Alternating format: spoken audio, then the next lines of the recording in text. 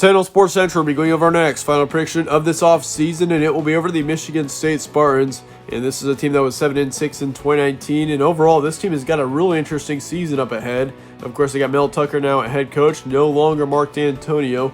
Of course, he's been a head coach, or Mark D'Antonio has been for such a long time, so it's going to be an interesting change up there to go to Mel Tucker, but that's what we're going over here today. We're also going to be going over your returning production, along with a full preview and prediction on every game on Michigan State's schedule heading into the 2020 season. So with that, let's look at your season trends from 2019 for this team. Once again, they were 7-6 overall in 2019. They were 4-4 between September and October, and then they were 3-2 between November and the postseason. So yeah, this was a team that kind of struggled with consistency issues last season. Of course, they had a couple of really good wins, but at the same time, this team did take a couple of bad losses. So that's the big thing for this team next season is that, one thing that they really got to improve on is the consistency. I mean, you can't be a good team if you're not consistent. And for Michigan State last season, that kind of showed them at the end of the season. But yeah, some of your key wins from last season: you beat Northwestern on the road 31-10. You also had a good win against Indiana 40-31. And don't forget, Indiana last season was actually a pretty good team. I mean, no one's really talking about them, but I expect them to have a great season in 2020 as well. But I mean, yeah, that was a good win for Michigan State, probably one of the better ones of the season.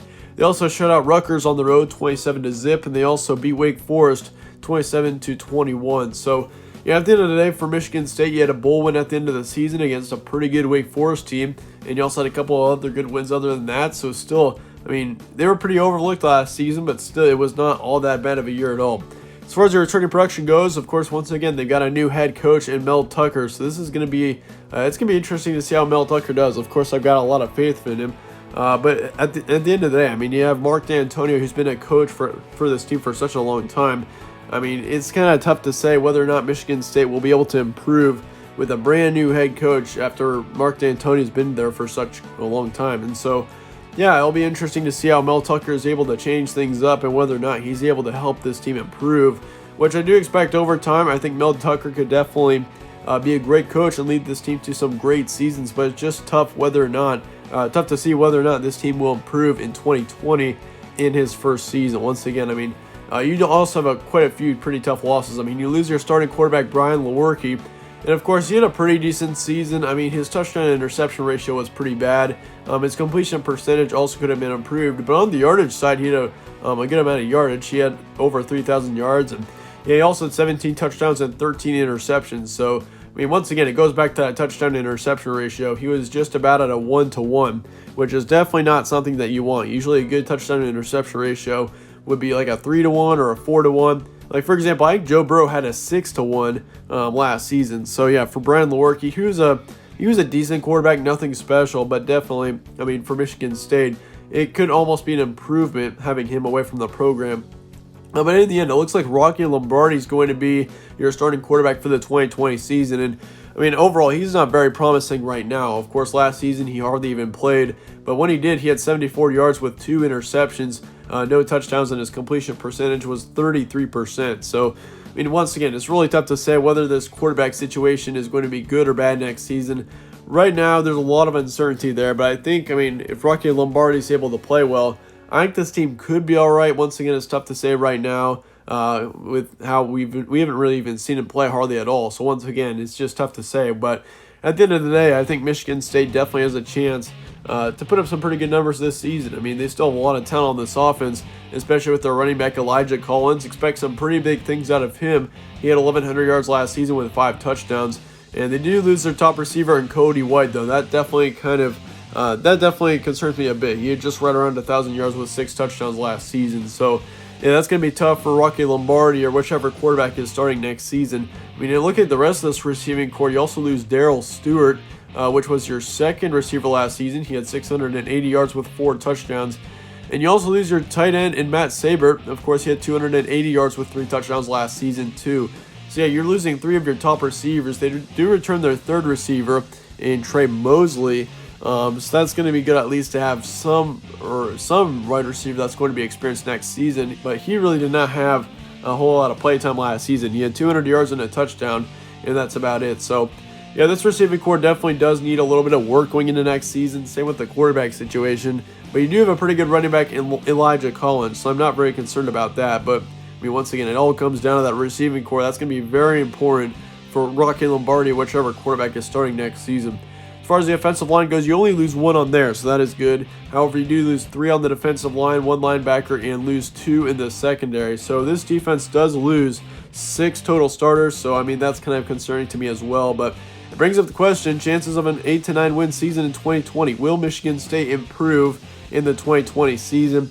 And once again, just looking at all these losses that Michigan State has next season and a new head coach, I don't think they're going to be able to improve next season. I think they'll get close to being sort of at the same spot that they were last season, but I don't think they're going to be able to improve to an 8 or 9 win season. I mean, is it possible? I think it is, but at the end of the day, once again, for Michigan State, they just don't have the talent, I think, to be able to make it that far and to be able to contend in the Big Ten East. It's tough to say right now, but I think this team definitely has potential to be a bowl team next season. I don't expect Michigan State to fail to the point where they're 4-8 or 5-7, but I do think Michigan State next season definitely has potential to make a bowl game. It's just tough to say whether or not they'll be able to improve on where they were last season.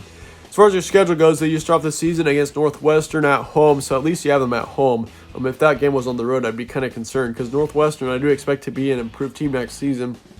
Got BYU on the road on the 12th, followed by Toledo and Miami back-to-back weeks at home. Then you got Iowa on the road. That's going to be a tough game. Michigan and Ohio State both come to town in back-to-back weeks. You got Indiana then on the road on the 24th. And that's going to be a big game there. I mean, both teams are looking pretty evenly matched there between Michigan State and Indiana in that game. You also have Minnesota, Penn State, Rutgers, and Maryland. So overall, this schedule is kind of weird. You start off the season pretty easy with 4 pretty easy games. Then you kind of go into your October. And your October is absolutely brutal. I'd say they've got one of the toughest Octobers in the nation, having to travel to Iowa. Then you got Michigan and Ohio State, followed by a road trip to Indiana, then Minnesota at home. And don't forget, you got Penn State on the 14th of November. So that 6-game stretch is going to be very tough for Michigan State, I think. But in the end, I mean, those last 2 games against Rutgers and Maryland, it's a good thing you do have those games, because if you didn't, I'm pretty sure Michigan State would be in trouble to make it to a bowl game next season. But here's what I'm expecting out of your first 4 games. I could go 4-0 through September, so I think Michigan State genuinely looks pretty good heading into your October. I think you beat Northwestern on the first game, but in a close one. I think you also beat BYU on the road in a close one as well. And then I think you beat Toledo and Miami pretty easily, actually. So I think Michigan State has some pretty good momentum going into their brutal October month, but I think things kind of get messy in your October. I think you lose to Iowa on October 3rd, which, I mean, that Iowa team's looking pretty good this season too. Can't forget about them. So I think you take a loss there. However, your signature win of the season is going to come against Michigan on October 10th. And in that Michigan final prediction video that I created, all of those Michigan fans were getting on me for picking Michigan State to win that game, because I mean, if you look at Michigan's schedule going into that game for Michigan, they have it absolutely brutal. I think they've got to play Ohio State and Penn State. It's Wisconsin and Penn State that they have to play before this Michigan State game. And the good thing is for Michigan State, they've got Michigan at home. So I think the schedule for Michigan really does not set up well. And I think for Michigan State in general, I mean, that's a game that's very winnable, I think. I mean, even though you lose to Iowa the week before, I think Michigan State comes back at home, and they have a huge win there against Michigan. Once again, your signature win of the season. And, of course, you got a pretty good rivalry there going between Michigan State and Michigan. So, yeah, that's going to be a pretty big win. However, I think you lose your next 3 games against Ohio State, Indiana, and Minnesota. I think Michigan State keeps it close against Indiana and possibly Minnesota, but I think that Ohio State game could be a bit of a rough one. I mean, after coming off of a great win against Michigan, I think that Ohio State game could come as a bit of a surprise to Michigan State. So I think, I mean, in the end, I think you go 1-4 in your October, but at the end of the day, once again, that is not all that bad considering how tough of an October that you do have.